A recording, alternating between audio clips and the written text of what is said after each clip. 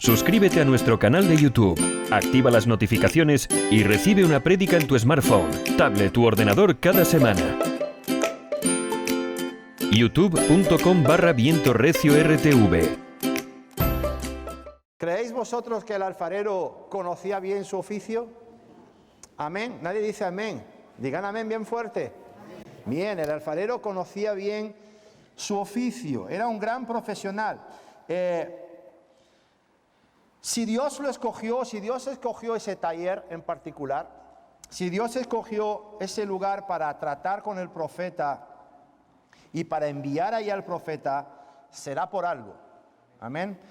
A ver, yo creo que no fue ninguna casualidad. Más bien, el Señor tuvo que ver algo en ese hombre que lo hacía destacable sobre otros alfareros. ¿Por qué digo otros alfareros? Porque estoy seguro que no era el único alfarero que había en aquella ciudad, sino que había más de un alfarero, pero el Señor escogió ese en particular para enviar a su profeta para tratar con él. Aleluya.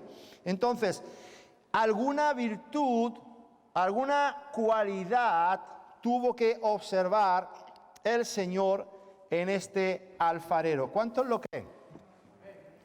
Este hombre era un excelente artesano. Digan conmigo, artesanía.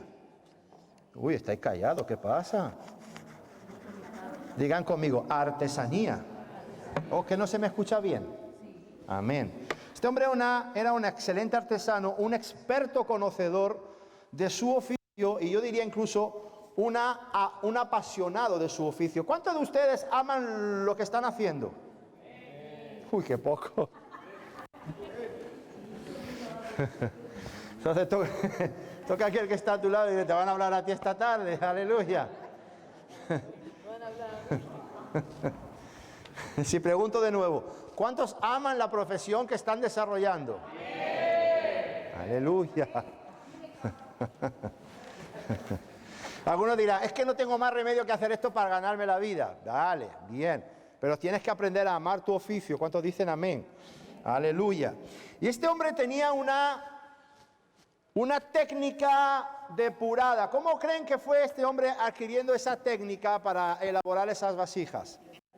El tiempo y equivocándose, adquiriendo experiencia a través del tiempo. Es decir, él adquirió una buena técnica, una técnica depurada, adquiriéndola por los años ejerciendo su trabajo. Entonces, hemos visto en las enseñanzas anteriores que el Señor escogía lugares específicos. Pero también, qué curioso, el Señor escoge también personas específicas. Y por ejemplo, el alfarero, ¿os acordáis que hemos venido cotejando y viendo similitudes, por ejemplo, entre Jeremías, entre Saulo de Tarso, el apóstol Pablo, entre Elías, ¿verdad? Y entre nuestro Señor Jesucristo. Entonces, el Señor escogió, por ejemplo, al alfarero, escogió a la viuda de Sarepta, escogió a Judas. Fíjate qué tremendo, ¿no? Un tal Judas, el de la calle derecha, que hospedó a Saulo de Tarso, que no conocía de nada. ¿Sí? Y le abrió las puertas de su casa a un desconocido. Pero es que luego después tenemos a una persona también que el Señor envió llamado Ananías. Ananías, que siempre ha sido conocido como el ilustre desconocido, porque aparece en estos pocos versículos y no aparece más en la historia bíblica del Nuevo Testamento. Pero nos damos cuenta que Ananías, y no solamente Ananías, sino Judas, que el que abrió las puertas de su casa a Saulo de Tarso, la viuda de Sarepta o el alfarero, fueron peones claves. Digan conmigo, peones claves. Cada uno en su tiempo, cada uno en su momento y cada uno en su lugar. Aleluya. Peones claves como sobre un tablero de ajedrez. Entonces toca a aquel que está a tu lado y dile, tú eres también una pieza clave. ¿Cuándo? En este tiempo y en este lugar. ¿Cuántos dicen amén? Pieza clave en este tiempo y en este lugar. Mira lo que dice la Escritura en el libro de Colosenses, por favor, capítulo 3, en este tiempo y en este lugar Dios te ha escogido a ti, amado. Mira lo que dice la Escritura, Colosenses capítulo 3, verso 12 al 14, dice: sois elegidos de Dios. Toca a aquel que está a tu lado, dile: Dios te ha elegido. Y escucha, y eres un privilegiado, porque muchos son los llamados. He aquí, estoy a la puerta y llamo. Puerta, yo entraré a ti, cenaré contigo y tú conmigo. Pero la condición es que aquel que recibe la llamada, el toquecito en la puerta del Señor, la condición es que abra la puerta de su corazón. Pero si la puerta permanece cerrada, el Señor es un caballero, no entrará, no forzará la puerta. Entonces, date por privilegiado, porque tú le abriste en algún momento de tu vida la puerta de tu corazón a Jesús el Señor, aleluya. Por eso Pablo dice: sois elegidos de Dios. Eres un elegido. ¿Cuántos dicen amén? Sois elegidos de Dios, y por tanto, si sois elegidos de Dios, hermanos, lo digo con todo el cariño, sois piezas claves. Amén. Si el Señor escogió al alfarero, el alfarero fue elegido y fue una pieza clave para el trato de Dios con Jeremías. La viuda de Zarepta fue una pieza clave. Judas, el de la calle derecha, fue una pieza clave. Ananías fue una pieza clave. ¿Cuántos dicen amén? Juan el Bautista para Jesús fue una pieza clave. ¿Cuántos dicen amén? Aleluya. Y el Señor mueve sus peones sobre el gran tablero de ajedrez, que es pues su plan y su propósito para cada uno de nosotros. Y dice así, dice: sois elegidos de Dios. Él os ha consagrado y os ha otorgado su amor. Sed pues benignos. Hemos dicho hace unos minutos que el Señor tuvo que ver algunas virtudes, algunas cualidades en el alfarero. Y aquí aparecen algunas cualidades y virtudes que Dios desea ver en ti y ver en nosotros. Dice así: sed pues profundamente compasivos, benignos, humildes, pacientes y comprensivos. Soportaos mutuamente, y así como el Señor os perdonó, perdonaos también vosotros, cuando alguien o alguno tenga queja contra otro. Y por encima de todo, practicar el amor, que todo lo vuelve perfecto. ¿Cuántos dicen amén? Entonces, daros cuenta de el rol o el papel que cada uno de nosotros estamos desempeñando en este tiempo y en esta tierra. Piezas claves, peones claves en el plan eterno del Señor. Ahora, hay algo muy curioso, viendo por ejemplo, comparando a Elías y a Jeremías. Elías fue enviado de parte del Señor a Sarepta de Sidón, a casa de esa viuda, a una casa donde escaseaba todo, una casa donde no había nada, donde faltaba de todo.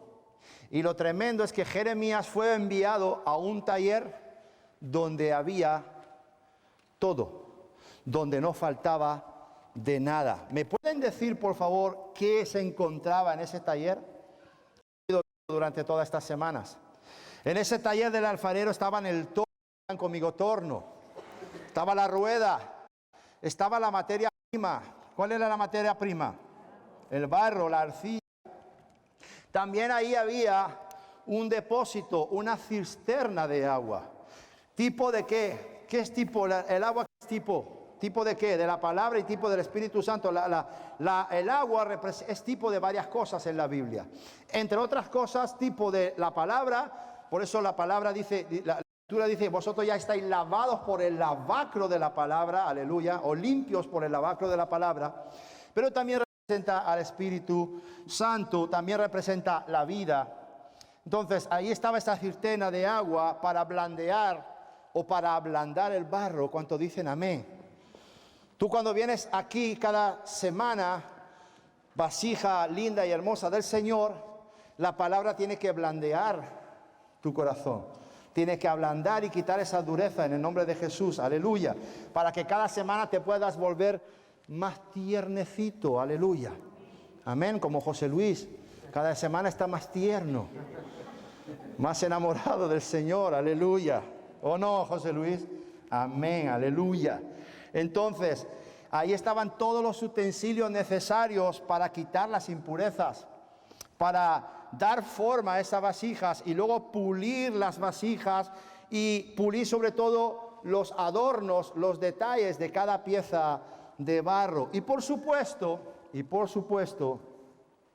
ahí también no podía faltar el imprescindible horno.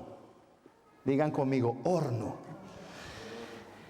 Quedaba usando el punto de cocción apropiado, porque, ojo, todos saben que las piezas de barro, vasijas, botijos, utensilios, es decir, ¿cómo se llama? Como se dice en castellano, ya se me ha olvidado. Los tenedores, los enseres, las piezas de menaje y demás, son de distinto tamaño.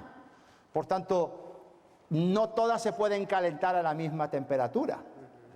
De hecho, yo he estudiado y he visto que el horno del alfarero puede alcanzar temperaturas de entre 600 grados y 1500 grados.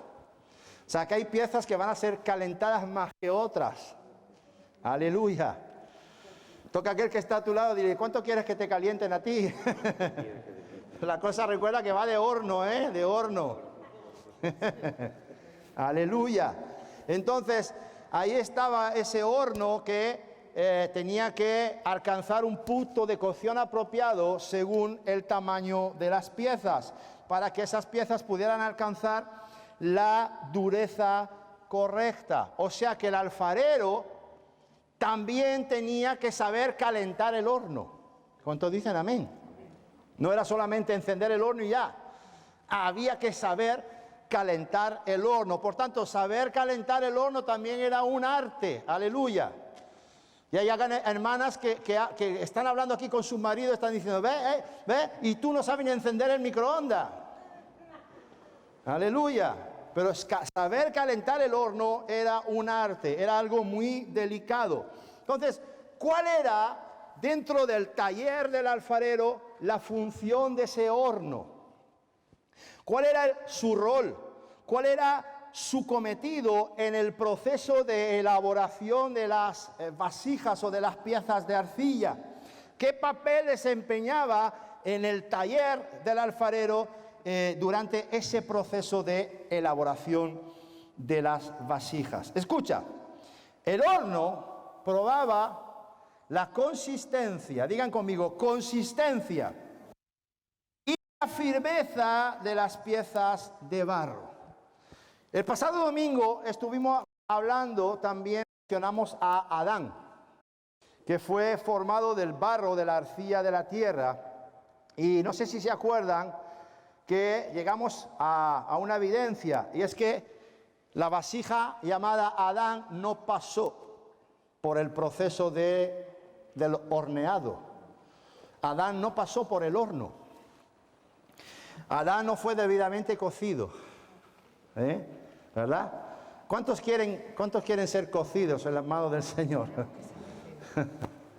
Adán no fue debidamente, como vasija de barro formada de la tierra, no fue debidamente cocida y no pasó por el horno. Por tanto, ni su consistencia ni su firmeza fueron probadas. Entonces podríamos decir, en cierta manera, que Adán pecó de falta de consistencia, pecó de falta de firmeza. Nos damos cuenta que precisamente por su falta de consistencia y falta de firmeza, la vasija llamada Adán pagó las consecuencias. En Génesis capítulo 3,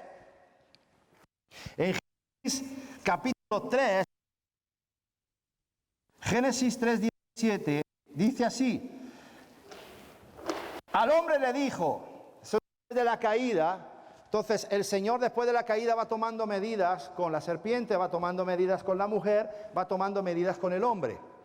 Y dice que al hombre le dijo: como hiciste caso a tu mujer y comiste del árbol del que yo te prohibí comer, maldita por tu culpa. con fatiga sacarás de ella tu alimento y durante todo el tiempo de tu vida te producirás las hierbas de... Dice el versículo también 18. ¿Dónde aparece aquí la falta de consistencia y firmeza de Adán? ¿Dónde aparece la falta de consistencia y firmeza de Adán? Pues que tuvo que decir que no. Le faltó consistencia, le faltó firmeza. No fue firme cuando Eva llegó con el ofrecimiento de que comiese de esa fruta. Fruta de un árbol del cual el Señor ya le había prohibido de antemano que comiese de ese árbol. Sabemos que le faltó consistencia y le faltó firmeza para decir que no. La Escritura nos enseña que nuestro sí tiene que ser sí y nuestro no tiene que ser no. Pero para que tu sí sea sí, tu no sea no, tienes que ser consistente y firme. Amén. Bien, aleluya. Entonces vemos que ese Adán, esa vasija Adán, falló cometido por su falta de firmeza y consistencia. Y de hecho, su comportamiento o la reacción de Adán es como la prueba del algodón. Demostró precisamente esa falta de consistencia y esa falta de firmeza. Ahora, en oposición a Adán, he encontrado a dos que en oposición y en contrapeso a Adán podemos poner como ejemplo, por ejemplo, valga la redundancia, a Pedro y Juan delante del concilio. Está hecho eso en el libro de los Hechos, capítulo 4.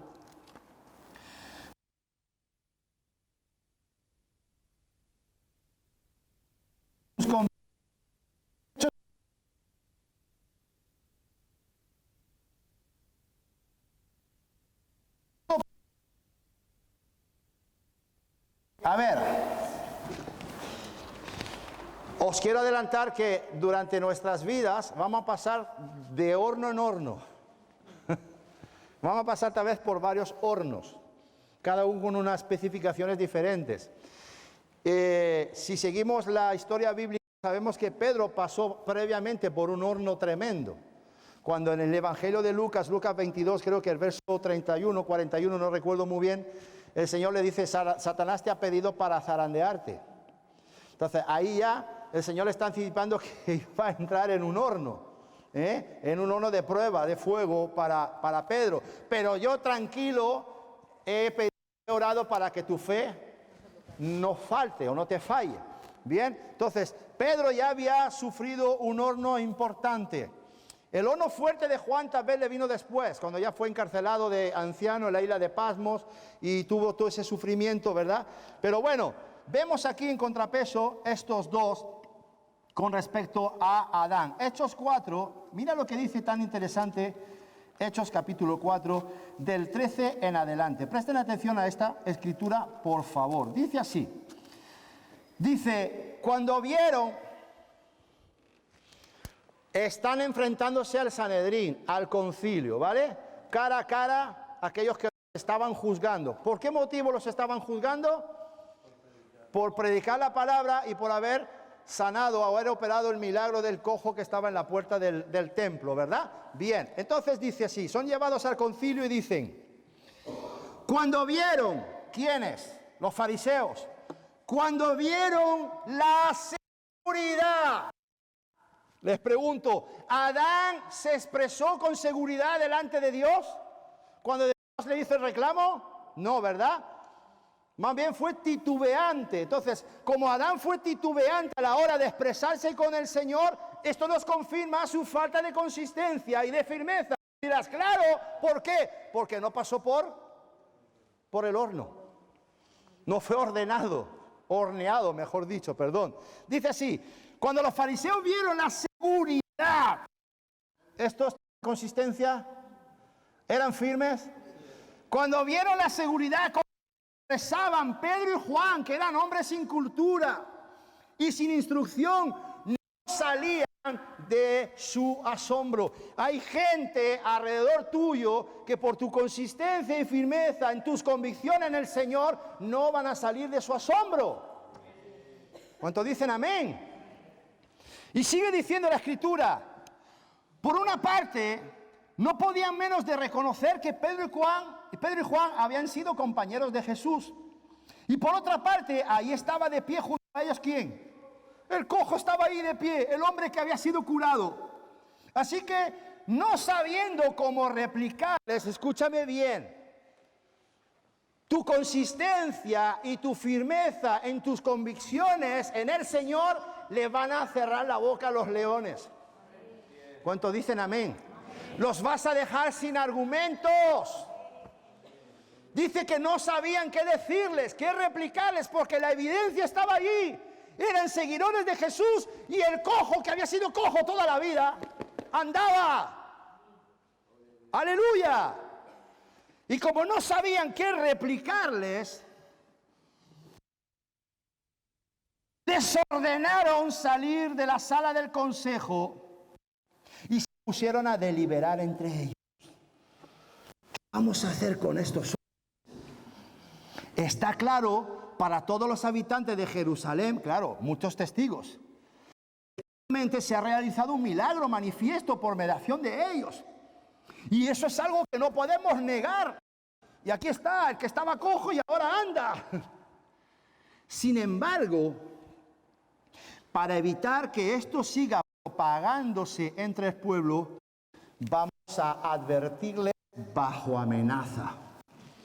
El único recurso que el enemigo va a tener para cerrar la boca y evitar que un hijo de Dios se mueva con consistencia y firmeza va a ser amenazarte. Va a intentar meterte miedo.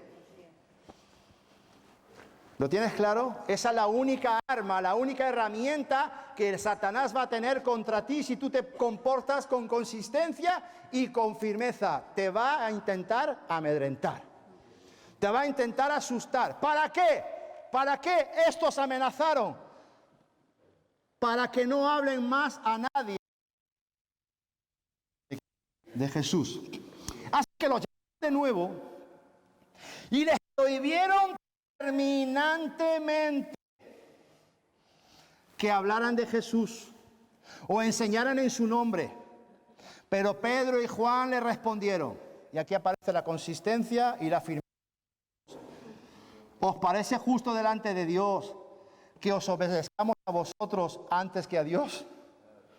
Por nuestra parte, no podemos dejar de hablar de aquello que hemos visto y de aquello que hemos oído. ¿Cuántos dicen amén? Esa es la consistencia y la firmeza que Dios está esperando ver en cada uno de nosotros en este tiempo. ¿Cuántos dicen amén?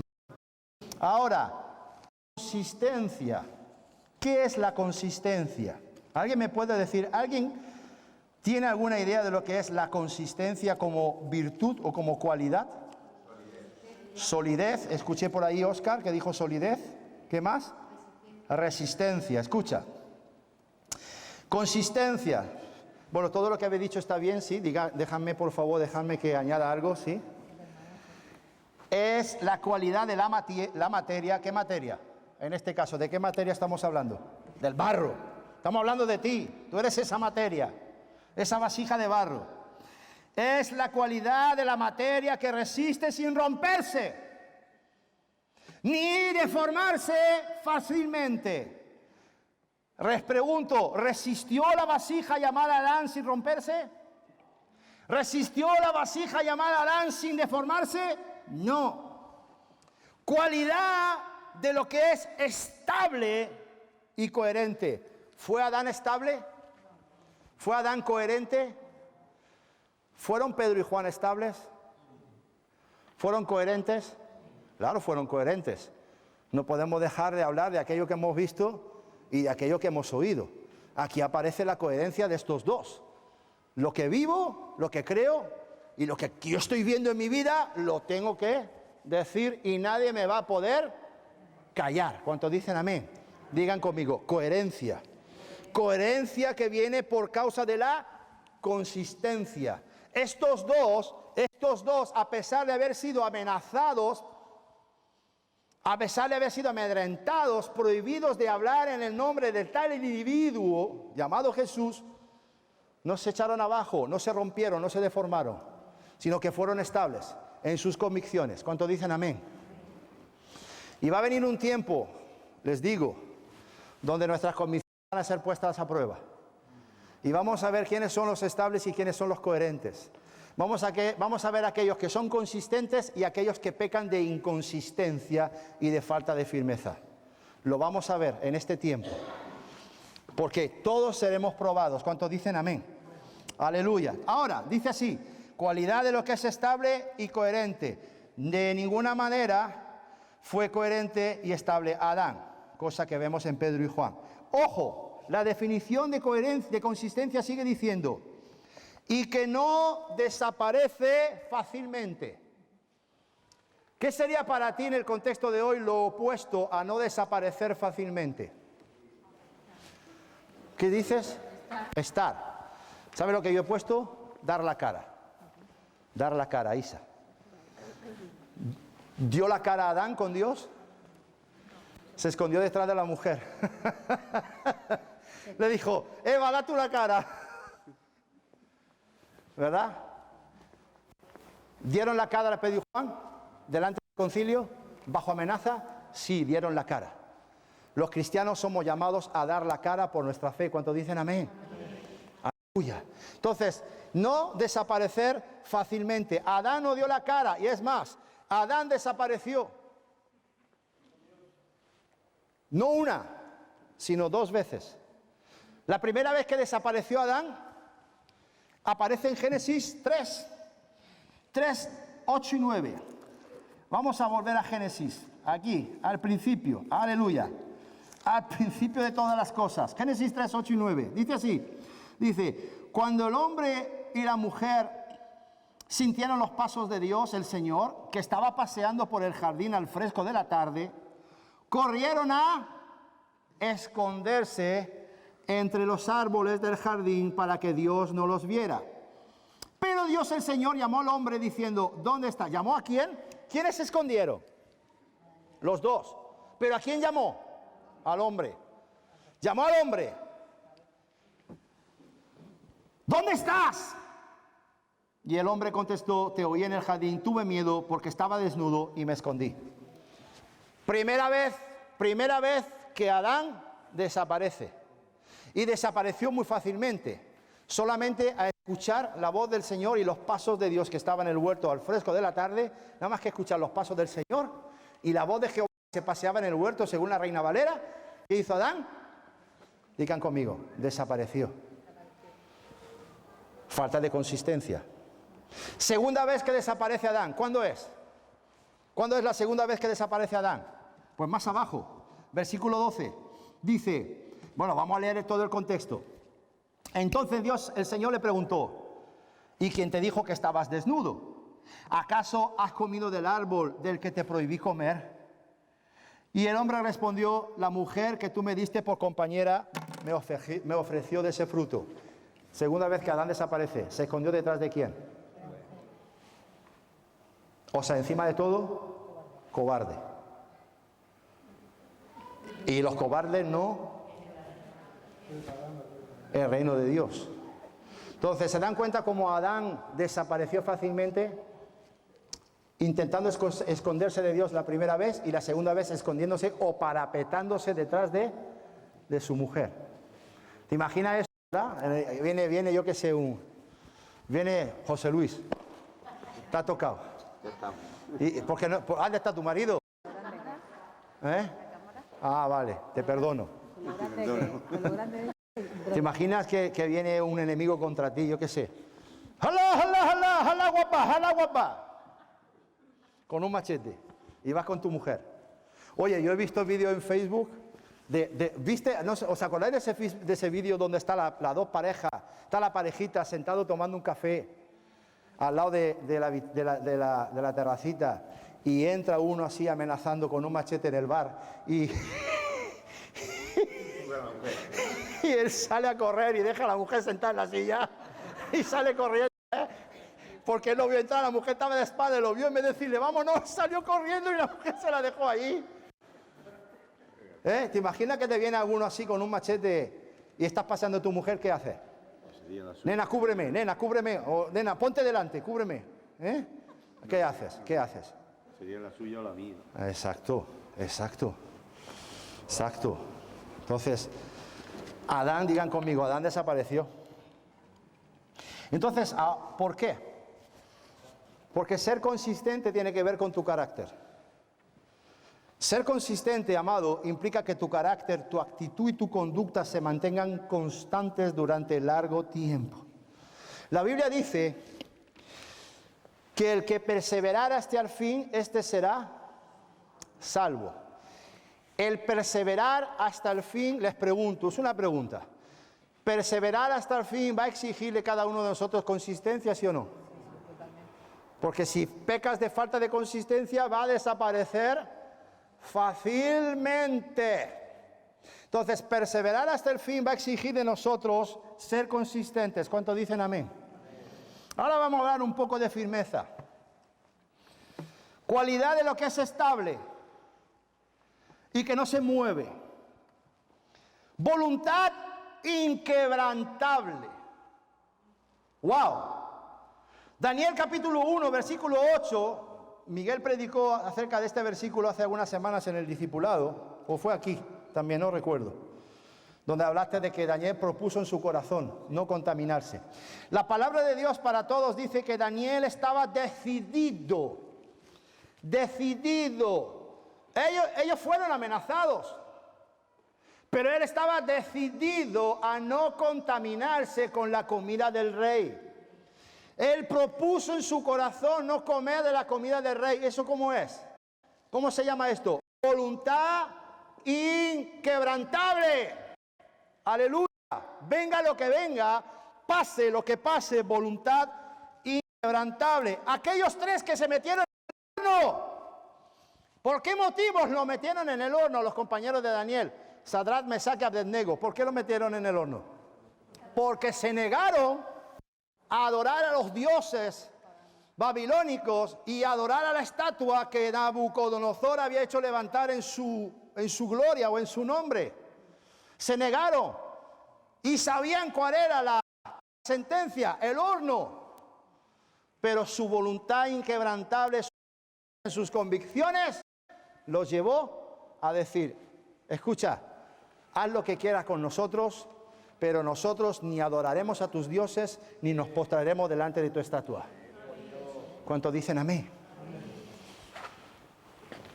Bien, imagínate por un momento que Eva era colombiana, ¿sí?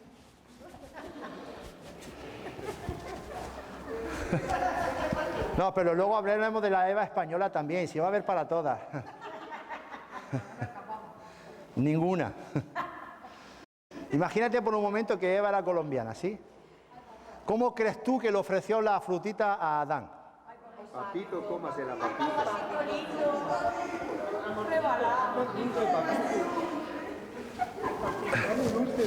Ay, papacito lindo.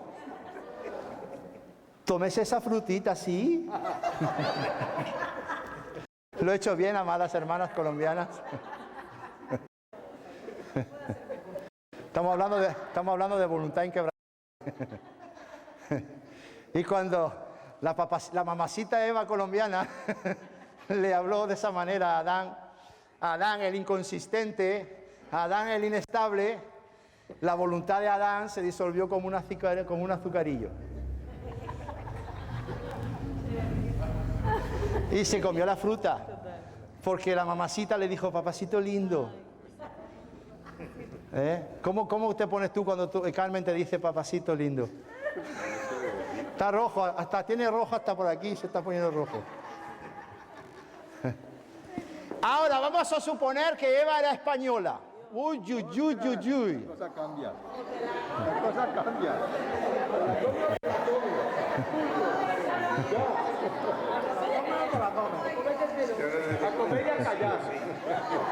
¿Cómo creen ustedes que Eva la española le habló a Adán? O te lo come o te lo come.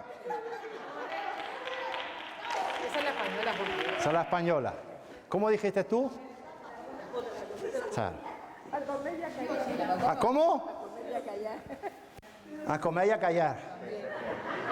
Te lo come, te lo come. O sea que la colombiana tiene un registro: papacito lindo, sí, Pero la española, comer y a callar, te lo comes y punto. Esto es lo que hay y no hay otra cosa.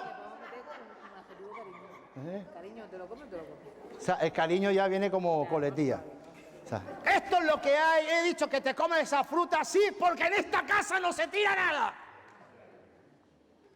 Y la voluntad de Adán, si con la Eva colombiana Adán se disolvió como un azucarillo, la voluntad de Adán con la Eva española también quedó quebrada. ¿Por qué? Porque las rodillas empezaron a hacerle palmas. ¡Aleluya! ¿Sí o no? Entonces, de una manera o de otra, la voluntad de Adán fue quebrada. Las hermanas colombianas digan amén. Bueno, las españolas digan amén, así es. ¿Hay alguna nacionalidad más? ¿Cómo dicen la de Costa Rica? Más o menos dicen. Papacito lindo también, ¿cómo dicen? Sí, se la come, por favor. ¡Ay! Te la comes, por favor, pero con una cara así, tío. Entonces,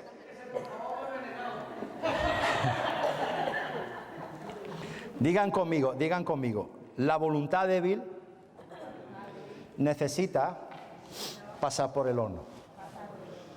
Aquí el ejemplo de Adán, ¿sí o no? ¿Cuántos están de acuerdo? La voluntad débil necesita ser horneada. En oposición a Adán, hemos visto, y vamos a ver de nuevo, Hechos 4:20, por aquí nos damos cuenta de que estos dos realmente tenían una voluntad inquebrantable, refiriendo a Pedro y a Juan.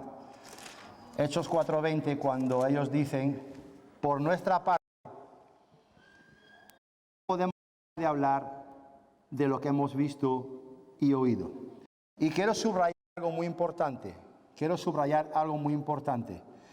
que ellos dijeron esto bajo una presión muy fuerte.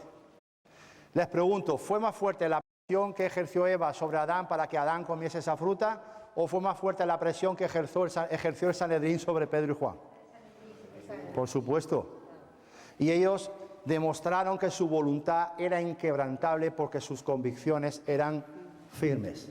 No podemos dejar de hablar de aquello que hemos visto y de aquello que hemos oído. ¿Cuántos dicen amén? Gloria a Dios. Aleluya. Ahora, en el libro de Apocalipsis, cuidado con esto, en el Apocalipsis capítulo 3, versículo 15, dice así, estoy leyendo todos los versículos, si se han percatado en la BLP, dice así, Apocalipsis 3, 15 y 16, dice, conozco tu comportamiento, no eres frío ni caliente, y más te valiera ser una cosa o la otra, pero solo eres tibio, no eres ni frío ni caliente, por eso voy a vomitarte de mi boca, dice el Señor. ¿Por qué el Señor vomita a los tibios de su boca? ¿Por qué? Porque un tibio carece de consistencia y carece de firmeza. Y por supuesto, su voluntad no es inquebrantable. Un tibio es una persona que le gustan las cosas del mundo y que le gustan las cosas de Dios. Son los hermanos frontera, como los llama Miguel Ángel.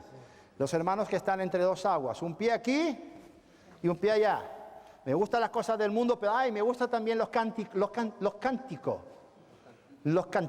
que cantan en la iglesia cristiana. ¿Vale? Así que voy porque me gusta cantar los cánticos, pero también me gusta ir de parranda porque me atraen las cosas del mundo.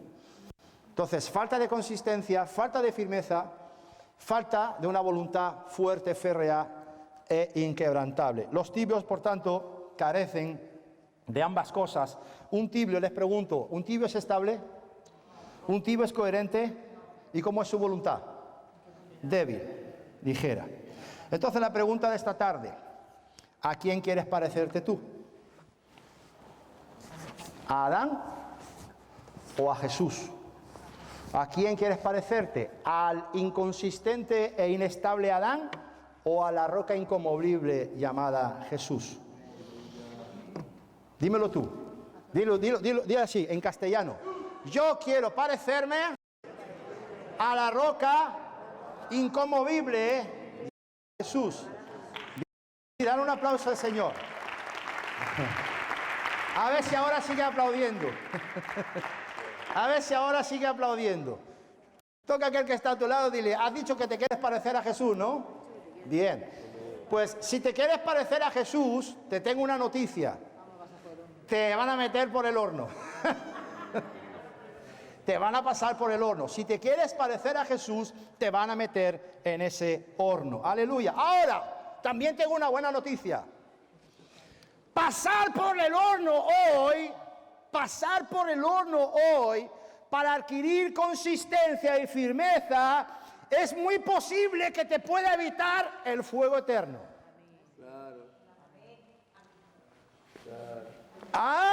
Entonces ¿cuánto dice el Señor? Sírveme en el horno. Porque necesito consistencia, necesito firmeza. Hemos dicho que para perseverar hasta el fin vamos a necesitar ser consistentes y firmes. Entonces, amados, pasar por el horno hoy puede ser una garantía de que evites pasar por el fuego de la eternidad, valga la redundancia, por la eternidad. ¿Sí o no? Entonces, ¿qué prefieres? ¿Un ratito en el fuego del horno del Señor o el fuego eterno? Un ratito, entre 600 y 1500 grados. Ahora, ¿por qué digo entre 600 y 1500 grados? ¿Por qué? Tranquilos, el Señor como experto alfarero sabe cuánto tiene que calentar el horno. ¿O no? ¿No hemos dicho que el alfarero es un gran profesional? ¿No hemos dicho que el alfarero también sabe cómo calentar el horno? Dios, como buen alfarero, también sabe a qué temperatura meterte en ese horno. Porque dice su palabra que Él no nos va a dar más calor de lo que podamos soportar. Primera de Corintios, por favor. Capítulo 10. Versículo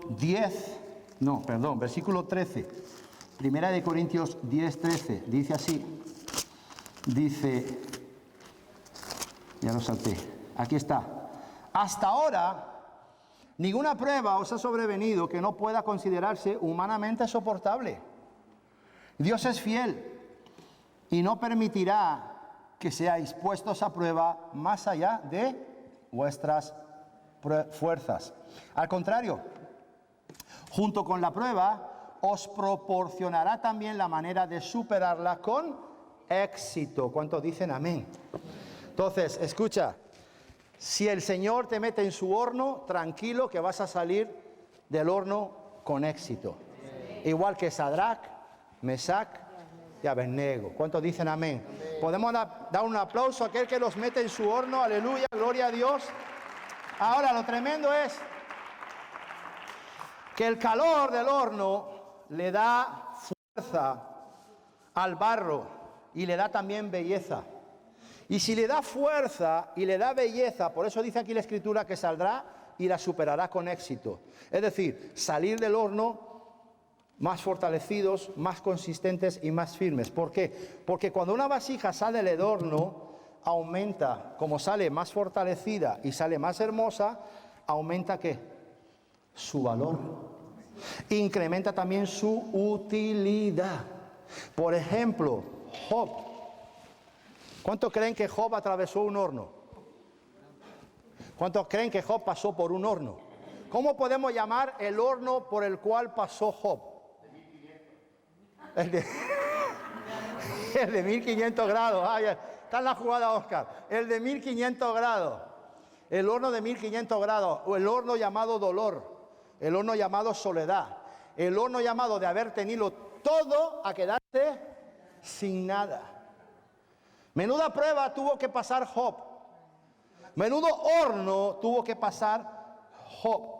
Y Job dice, y ahí nos vamos a ir quedando en Job, porque es muy tenaz lo que dice Job. Job dice así, Job 23, 10, dice así. Dice, escucha, él en cambio conoce mis andanzas. ¿Él quién es? Dios. ¿Os acordáis que en Apocalipsis capítulo 3, versículo 15 le dice al tibio, conozco tu comportamiento? ¿Sí o no? Entonces, conozco tu comportamiento y conocer mis andanzas, ¿es lo mismo, sí o no? Lo mismo, vale. Entonces, el Señor de Apocalipsis, que conocía los comportamientos de los tibios, también conocía las andanzas de Job, conocía el caminar de Job, es decir, conocía el testimonio de Job. Y dice, él en cambio conoce mis andanzas, y si me prueba, saldré purificado como el oro. Saldré, pasado, presente o futuro. Futuro. O sea, Job ya está declarando, Job ya está en ese momento en el horno, ¿sí?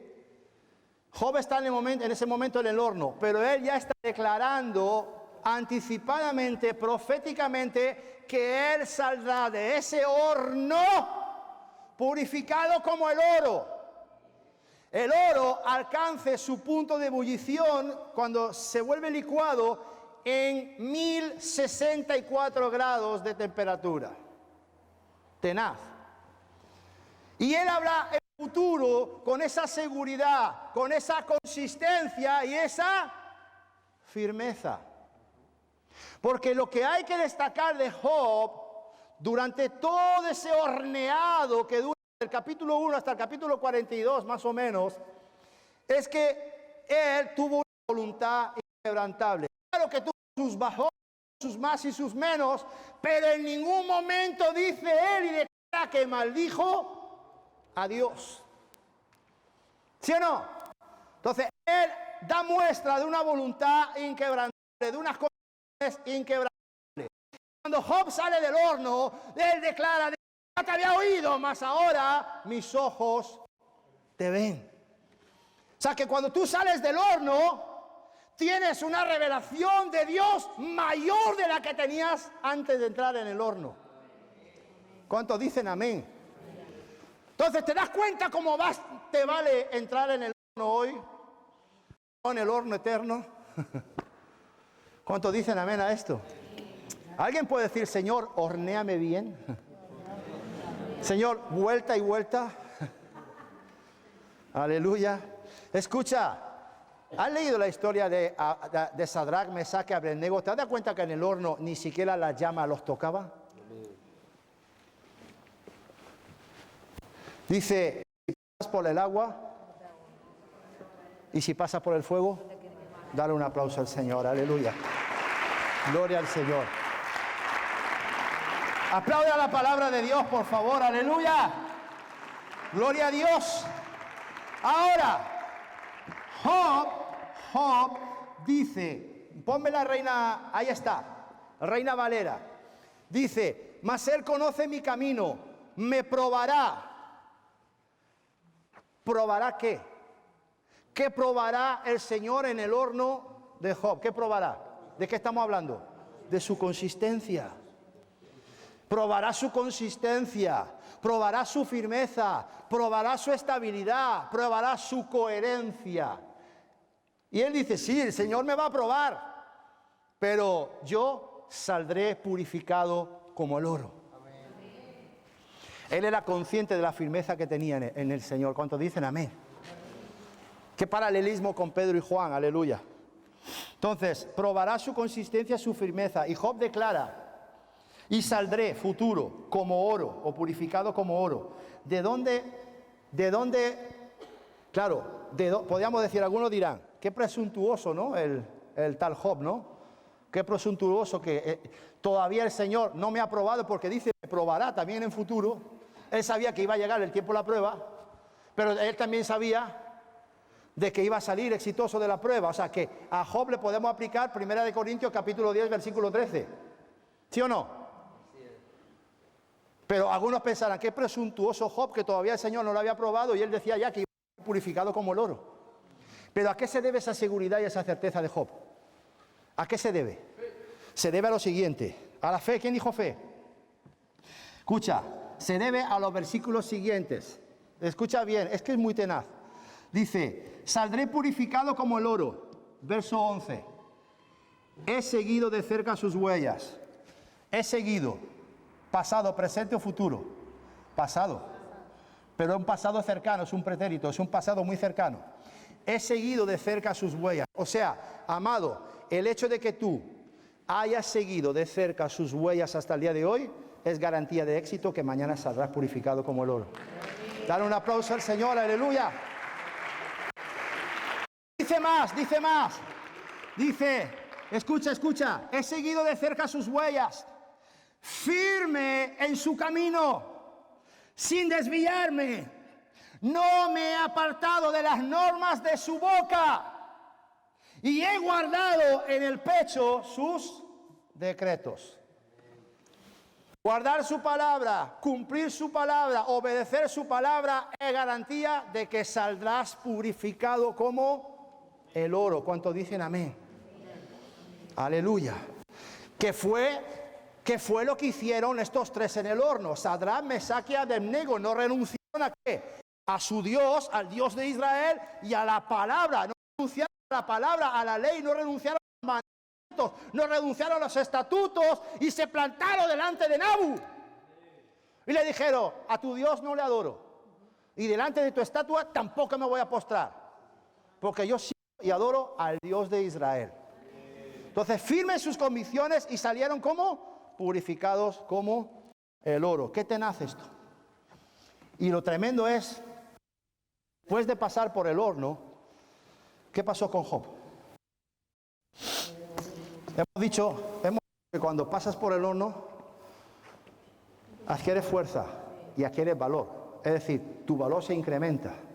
¿Qué pasó con Job después de pasar por el horno? Que todo le fue multiplicado. Que todo le fue incrementado. Creo que el doble de todo lo que tenía. Bienes, familia, hijos, todo le fue aumentado el doble. Por tanto, su postrer estado, después del horno, vino a ser mejor que el primero. ¿Te das cuenta por qué te conviene el horno? Porque nos conviene el horno, porque nuestro postrer estado va a ser mejor que antes de ser horneados. ¿Cuántos dicen amén? ¿Estoy siendo claro hasta aquí? Bien, denle un aplauso a la palabra en esta tarde, por favor, en el nombre de Jesús. Vamos a ir terminando. Vamos a ir terminando. Job capítulo 42, para ir cerrando el asunto esta tarde. Verso 1. Job respondió al Señor después de todo el proceso de horneado, ¿vale?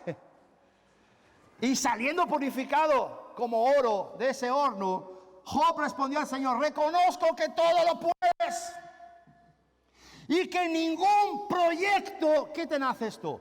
Que ningún proyecto se te resiste. ¿Tú qué eres? Tú eres un proyecto en las manos de Dios.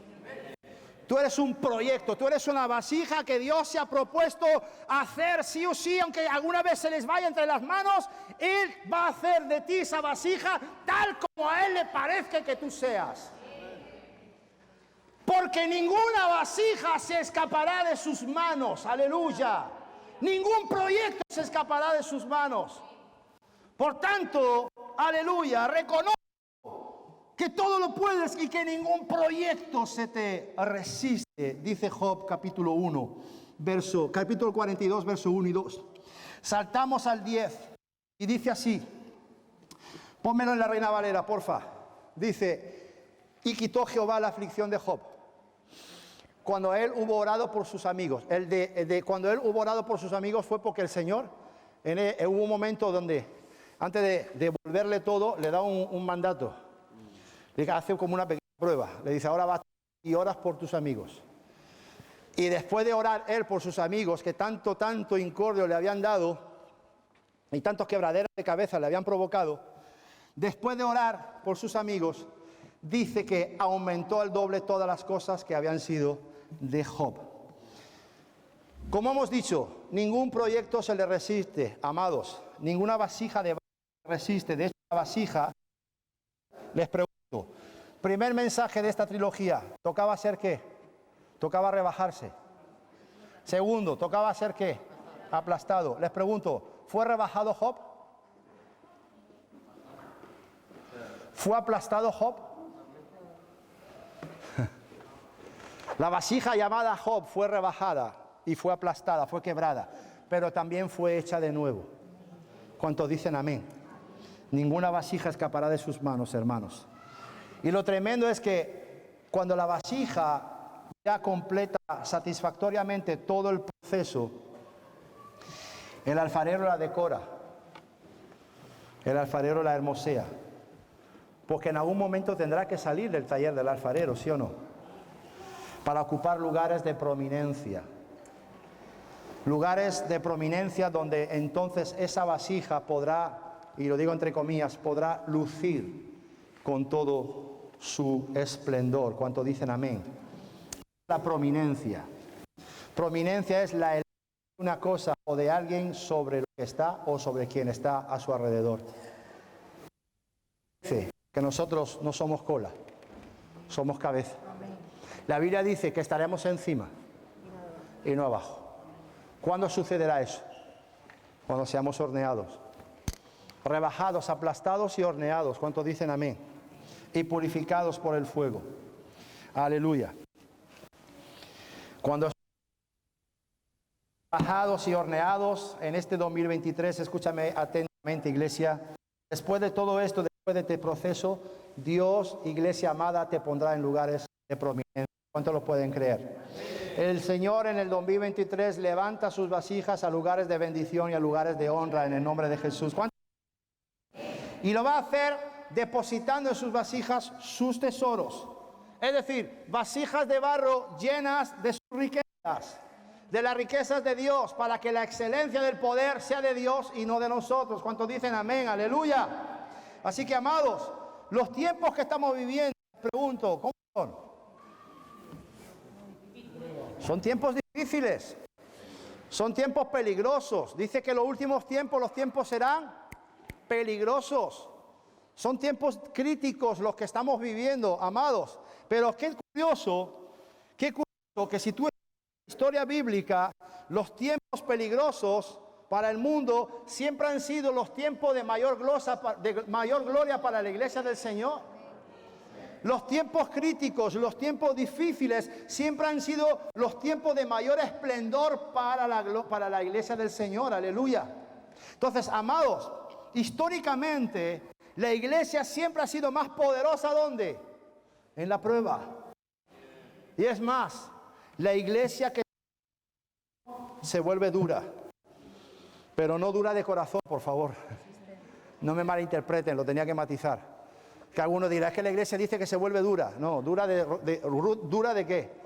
Consistente, firme y resistente. Estable y coherente. Con lo que dice, con lo que predica, con lo que cree. Entonces la iglesia que sale del horno se vuelve dura, fuerte y resistente. ¿Para qué? Precisamente para poder aguantar y soportar todo por delante. En el nombre de Jesús. Amén. Así que, amados, vamos adelante en el nombre del Señor. Un nuevo año. Qué tenaz, ya hemos pasado un mes. Ya quedan 11 meses del 23. Ha pasado el mes de enero. Rápido, ¿verdad? Hace 4 días estábamos celebrando la llegada de un año nuevo y ya estamos a 29 de enero. Tenaz, ¿no? Ha pasado un mes, pero no es tiempo también para decir que un nuevo año es un tiempo, es una nueva oportunidad que Dios nos da para salir fortalecidos, para salir convencidos, con más consistencia, con más firmeza. ¿Para qué? Para cumplir cabalmente con la comisión que nos ha entregado. ¿Cuántos dicen amén? Entonces, un nuevo año como este año 2023 es una nueva oportunidad para dar fruto y para ser útil en las manos del Señor como vasijas de barro que tú y yo somos. ¿Cuántos dicen amén?